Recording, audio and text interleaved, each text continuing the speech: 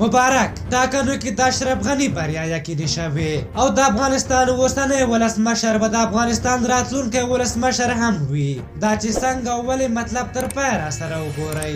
ګرانو لیدونکو السلام علیکم. د ټاکنو خپلواک کمیسیون مشرې حوا عالم نورستاني اعلان وکړ چې 1,30,000 اختلافي او 90 سلنه له وخت وړاندې او وروسته رایې معتبرې دي او حسابېږي به او په دغه رایو کې د پوښتنې هېڅ ځای نشته.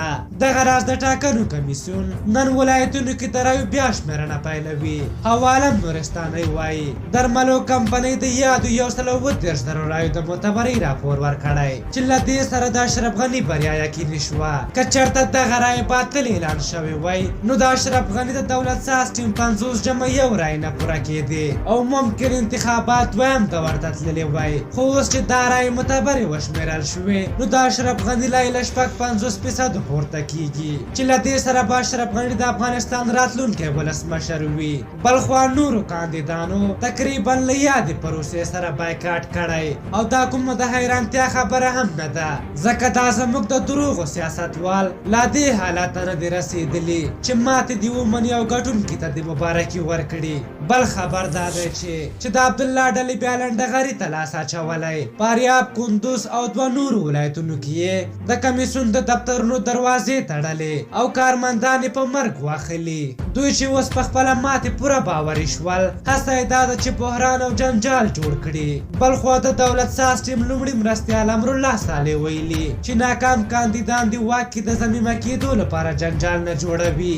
دوی په هیڅ قیمت حاضر نه دي چې له چا سره ائتلافي حکومتونه جوړ کړي او د ټاکنو له کمیسیونه یې غوښتي چې ژر تر ژره د نتیجه اعلان کړي. په هر حال لومړی نورو کاندیدانو ویل چې غیر بایومتریک رایې دې نه حسابېږي سره له دې چې د ټاکنو په ورځ په کومو ځایونو کې چې بایومتریک کالو کار نه کاوه د ټاکنو کمیسیون اعلان وکړ چې رایې دې وکارول شي. خلک د سر په قیمت راغلل او رایې ورکړې اما هغه رایې باطل اعلان شوې او یوازې بایومتریک رایې حساب شوې. کله چې پوه شول په بایومتریک رایو کې هم ناکام دي وروسته نور فرمایشونه شروع کړل. اوس به وګورو چې عبدالله حکمتیار او ډلې نور په کومو کارونو لاس پورې کوي. په هر حال تاسو د دغې موضوع په هکله څه نظر لرئ خپل نظرونه به راته په کومنټ کې ولیکئ. که زموږ ویډیو مو خوښه شوې وي ضروري لایک کړئ. تر بلې ویډیو مو په لوی او بخښونکي خدای سپارم. د الله په امان.